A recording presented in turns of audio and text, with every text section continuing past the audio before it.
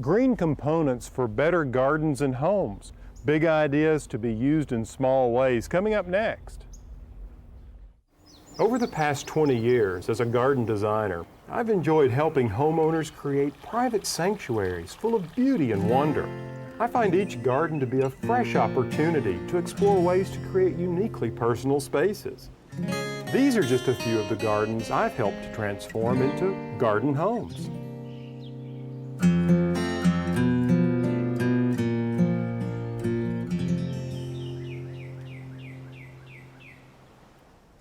Hi, I'm Alan Smith. Welcome to The Garden Home, a show about design that explores ways to blur the lines between inside and out. Now in today's show, we're going to start off here in my existing garden, but in a little bit we're going to head out to the Garden Home Retreat and see some real progress. I'll take you back to the winter when we moved some really big trees into place and talk about why. We'll check in on the gatehouses and I'll tell you why I'm painting this beautiful stone. We'll also talk about how I'm going to make my garden more welcoming to guests using lights and defining entries. But right now, I couldn't go a minute longer without sharing with you some of the things that are going on in these flower borders here in the rondelle. You see, it's toward the end of the season and some of the plants are really showing off.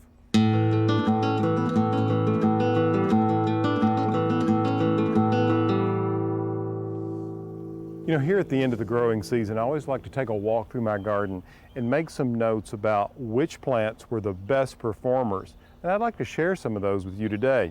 Take this little bloomer, for instance.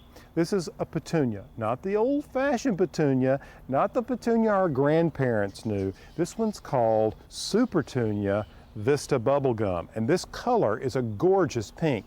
These things have been blooming like this all summer long.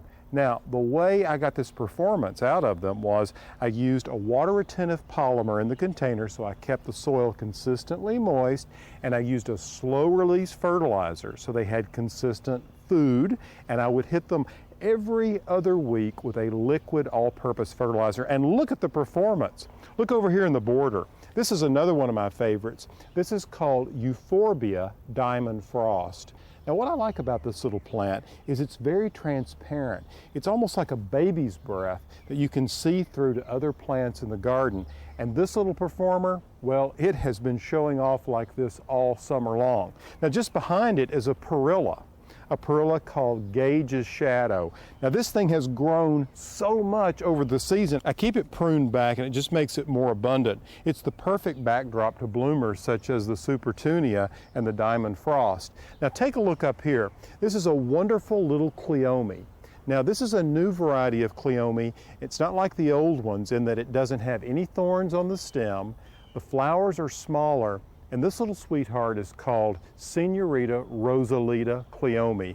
I think she's a real charmer. And what I like about her is she gives height to the back of the border. You can see she's about 3.5 to 4 feet tall. Now come over here, I want to show you something else. Now if you take a look at this bed, you can see the whole color theme changes. Everything here is sort of autumnal thanks to the copper plant. This one's called Beyond Paradise. And this beautiful canna called Tropicana. Now, take a look at this bloomer. This zinnia is called Uproar Pink, and it's really doing an outstanding job in the border providing bloom. Look at the size of that flower. What's great about it is that the foliage actually doesn't get powdery mildew like so many zinnia varieties. If you've ever grown zinnias in the summer, you know that they're a magnet for powdery mildew. Now take a look at this foliage plant. This is called Alternanthera Gale's Choice, and I just love it because it's a vigorous grower and so beautiful.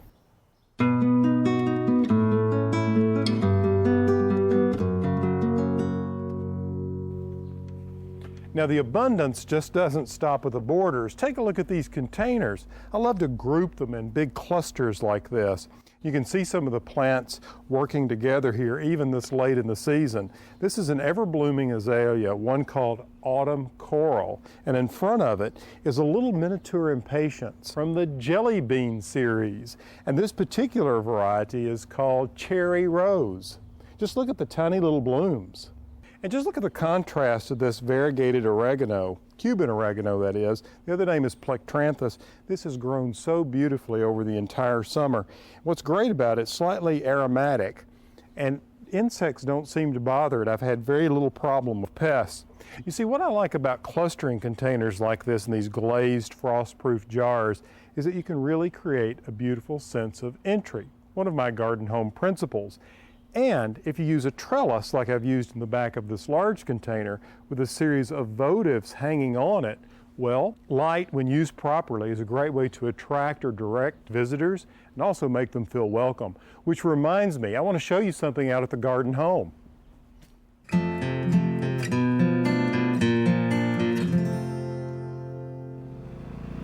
Okay, here's what I wanted to show you out at the garden home. We're moving ahead with the gatehouses.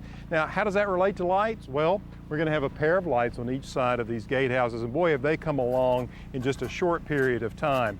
You know, I think it's so important to invite guests in. So by having a pair of lanterns on each side of the entryway here, it'll do just that. If you go to cities like Charleston or Savannah, you see these beautiful lanterns hanging above the doors, often on each side, and they just say welcome to guests. Now, another part of those charming historic cities that I enjoy so much are the gates. Large or small, they just add, I don't know, just a certain old world elegance. So out here, right through the center of the drive, there'll be a set of gates. This will be a simple, classic design, basically a picket fence and picket gate with some sizable posts that work with the scale of the buildings. Besides being beautiful, gates also serve several purposes. They help to keep family pets and children safe from busy streets, and they help protect our property by keeping unwanted visitors out. Let me show you a few gate designs that I've worked on that I'm particularly proud of. First, in my own garden, this classic picket fence design looks ideal nestled under an arbor of similar materials and color. The arbor is the home of a New Dawn rose, a real standout when it comes to disease resistance and lots of flowers. I think it's interesting to see my neighbors on a stroll stopping at the gate and looking over into the rondelle garden. The arbor and gate certainly frame the view. Now take a look at this design. These strong wooden doors are the entry to a French country garden I designed several years ago. I love how they serve as a focal point at the top of an outdoor staircase.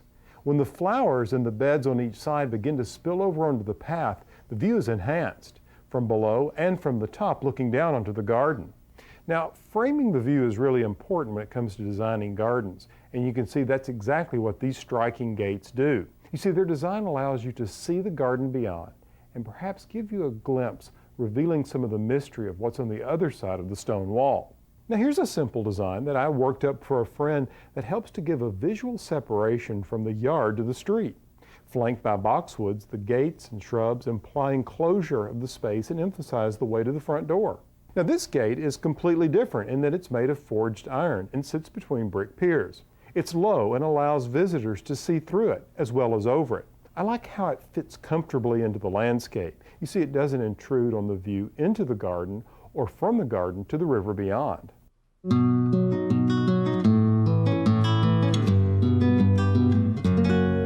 Okay, so what do you think of this color?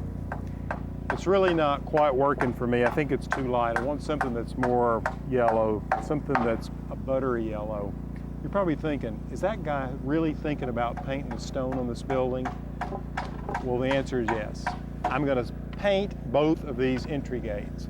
They're going to be painted a pale yellow with white trim, and the white trim will match the white gates. And it's going to be beautiful. You see, the idea of painting stone really goes way back, because actually what we're trying to do is create an 1840s farmstead in the Greek Revival style. And this idea of painting stone is to make the building feel more monolithic, like it's actually made out of a more refined material than just field stone. We see this time and time again throughout America.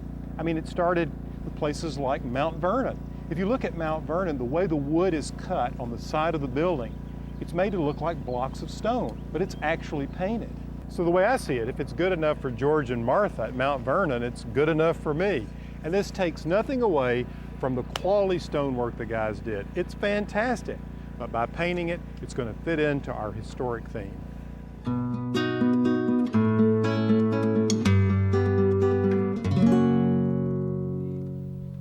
For weeks now, the construction site's been dominated by these big styrofoam blocks. Now they've all been assembled and actually filled with concrete. Okay, now we're ready to go on with the next stage of construction. But first, we've got an expert on insulated concrete forms here. Let's catch up with Gary Brown. Well, Gary, what do you think? Well, Alan, it's exciting. I'm really pleased to be here and to see the progress that you've made on your garden home. It's very exciting. Coming along, isn't it? It really is. It's very exciting. You know, I have to say, when I was looking into building green, I was surprised to learn that these ICFs that are made of polystyrene are actually considered a green building material. Well, you know what? That's an excellent observation, Alan. A lot of people wonder how do you get a green product out of expanded polystyrene? In the manufacturing process, basically all we use is steam. The water is completely recycled. There's no harmful gas emission. To manufacture this versus an alternative product like steel or wood, it's considerably less fossil fuel used to build. Basically what it is that you've got 2.5 inches of expanded polystyrene on either side, which is your insulation. You've got insulation on the outside of the home, on the inside of the home. It's held together with a polypropylene web. This web is actually 75% recycled material. And this is where the guys laid the reinforcing steel in there. Exactly. So the wall is not only insulated with the polystyrene, it has incredible support built into it with this grid or web, as you say, of metal, and then the concrete itself. Exactly. I mean, structurally, this is one of the strongest walls you can get. Gary, I'm pleased you gave us a thumbs up. Well, Alan, I'm really excited to be here. It's really exciting to see the progress, and I'm looking forward to coming back and seeing more. Now, these insulated concrete forms are certainly a way to conserve energy. But now let's think about a more time-honored way, by using trees. And I'm talking some big trees, some that are in the 30-foot range.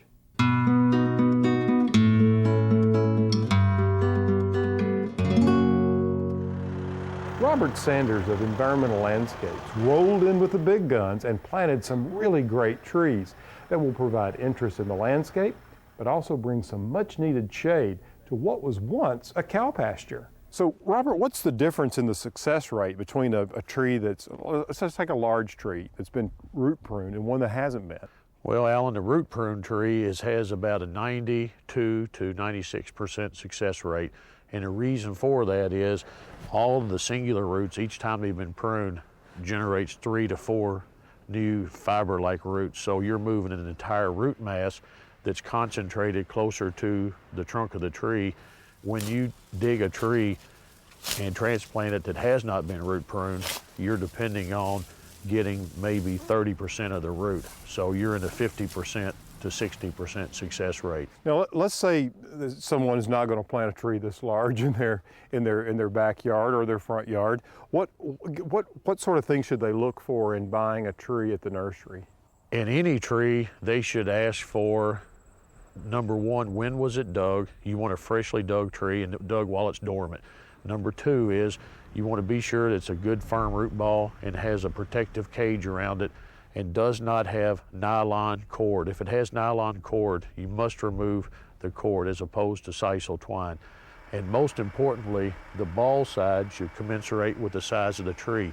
For every inch of trunk, you need a foot of dirt. Robert, I am so excited about getting some of these trees planted out here. Well, this has been a month worth of planting. I'm glad we're here, and it looks like it's not quite as muddy as it has been, so we're going to get them in the ground for you. Well, that's terrific. It's going to make the place so much more beautiful.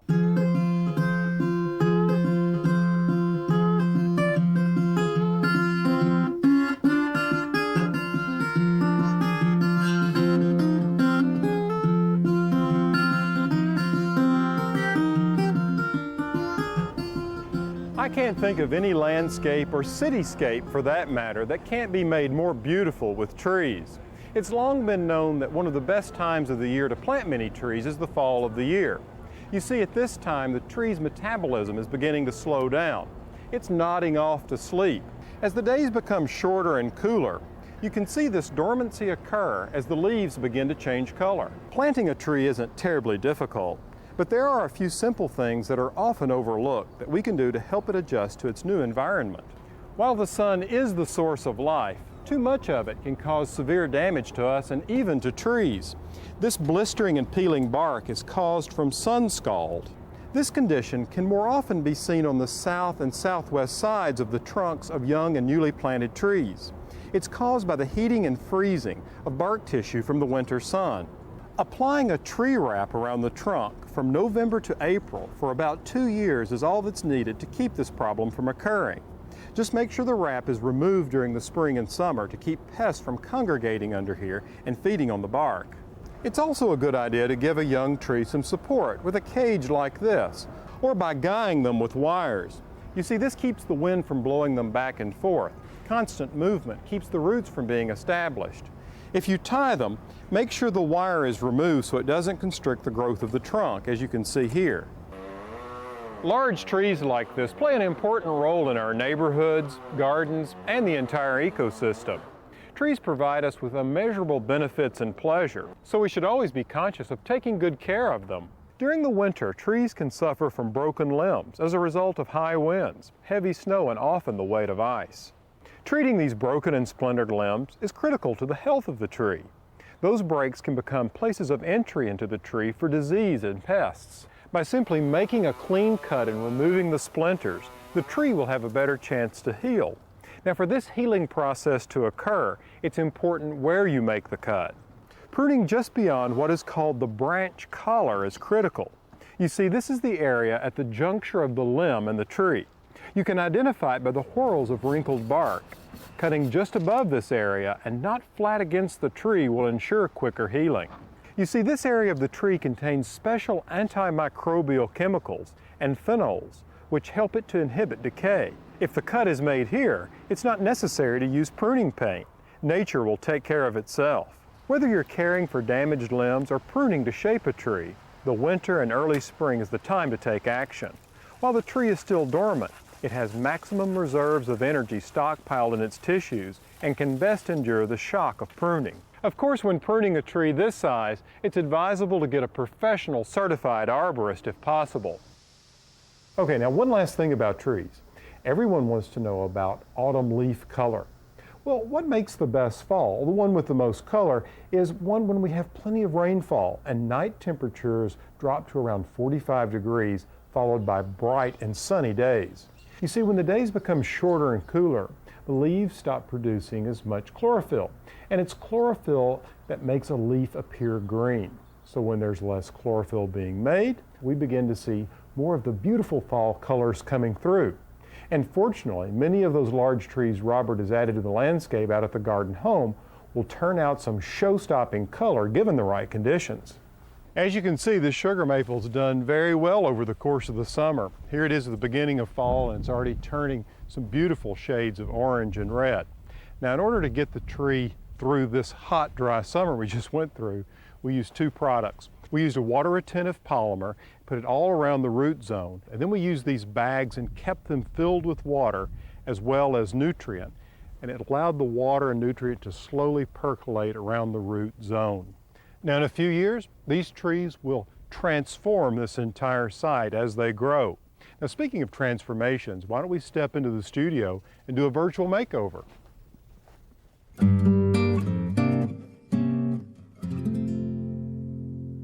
Welcome to the design studio. I have to say I really enjoy getting photographs from you, the viewer, and playing with them in a virtual way. And look at this charming cottage we have to work with today. This house is in Zone 7, so it's in the middle of the country. And I just think it's really charming. It illustrates one of the garden home design principles, which is framing the view. And you can see these colossal American hollies that actually frame this cottage. You can see here's the pediment in the center, so they're really equally balanced. Very, very nice. Okay, so what we want to do is bump up the charm factor here. And there's several things I have in mind that I think will help. Now, what I would do is, in terms of eliminating certain things, this painted red block or capstone would need to go, and then the steps here with this red color, and you can, I don't know if you can make it out or not, but this is a little patio or terrace, runs all the way across, and there's a pier here and a pier just behind these abelias. Now, I think I would do away with this color and probably bring down a gray here. You see red draws your eye, and it's drawing it right to these steps. We need something that's more natural. The other thing that I think we need is we need a set of steps that comes across over here, because you park the car there and you're walking across the lawn. So I think here's an opportunity for a walk. Maybe we use stepping stones that match the color and texture of the stones you have here over the arch. On this side, I think we really need some kind of screen. You could do a privacy fence, certainly, but what about just some evergreens? Maybe they're just a series of hollies that are growing up on single stems like this, so you can see under them, but it blocks out this red house in this area here. All right, those are just a few thoughts of how we might change it. Let's get started on some planting. Now, what I'd like to see happen here is taking advantage even further of this idea of it being so balanced. So over here on this side, I might put a Sasanqua camellia to offset these hollies that I suggested over here on the left side of the screen. That helps keep it in balance. We talked about this idea of stepping stones that would run along here. And I think with regard to the planting, it needs to come down. This is an abelia hedge, and I think you've got a real opportunity for a garden room back behind this hedge, and I would want to keep the hedge about at this level. It could come up a little bit on the sides, and here I think that definitely the hedge needs to come down below the windows. This is abelia. It's an old-fashioned shrub that blooms in the summer, so it should be pruned in the early spring. Now, pruning can really shake folks up, so how about let's look at a few tips that may help you. So let's start with talking about when you should prune. Well, late winter and early spring is an ideal time to prune many of our favorite things, like this hedge. Most evergreens, like this holly or leyland cypress or boxwood, should be pruned in the early spring before they flush with growth. When you prune a hedge like this, you always want to use sharp shears. You see, otherwise, the end of the tips will be left blunt and ragged. When you start, always cut a hedge on a slight bevel, where the bottom limbs are longer than the top. You see, if you let these top limbs grow out, they will shade the bottom and your hedge will become leggy. In the spring, when old-fashioned shrubs like forsythia, quince, and spirea bloom, you need to wait until after they're finished flowering to start pruning. The same goes for azaleas. If you prune them too early, you're going to cut off all of those blooms you've worked so hard to get. When pruning these types of shrubs, I always remove dead or diseased wood, and I also try to maintain the natural shape of the plant. You may be wondering why prune at all. Well, for certain plants like roses, it stimulates and directs new growth. For a hedge like this, it maintains its shape and causes it to grow thicker and denser. I suppose the main thing to remember with pruning is, hey, you know, the plants are forgiving. You're not going to kill something if you prune it, so just get out there and have a good time. Now, one last thing. What I would do here is probably take away these liriope, and I would come in with a bold leaf hosta here all across the front. These big leafed hosta would add texture. I'd bring them across the front here as well. And in the summer, they would have really tall blooms, up to 3 feet tall, particularly if you use one like Crosa regal, which has a beautiful gray leaf and a pale lavender flower. And I think that would finish this cottage off quite beautifully.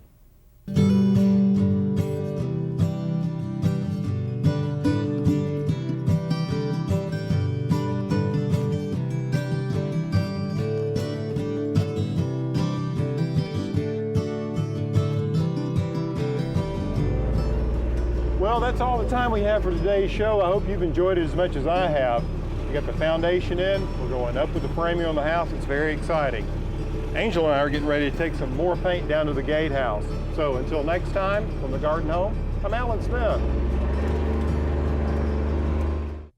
More information about today's topic and other topics covered in this series can be found at pallansmith.com. On an upcoming episode of P. Allen Smith's Garden Home. Well, here I am at 2, and today I'm just as crazy about gardening as I was then. You see, anything green has always gotten my attention. That's why I'm building a new, stylish garden home that's earth-friendly from the ground up. We'll knock down an old structure and start pouring the foundation. Plus learn about some of the green initiatives that I'll be employing and get some great ideas that you can try in your own garden home.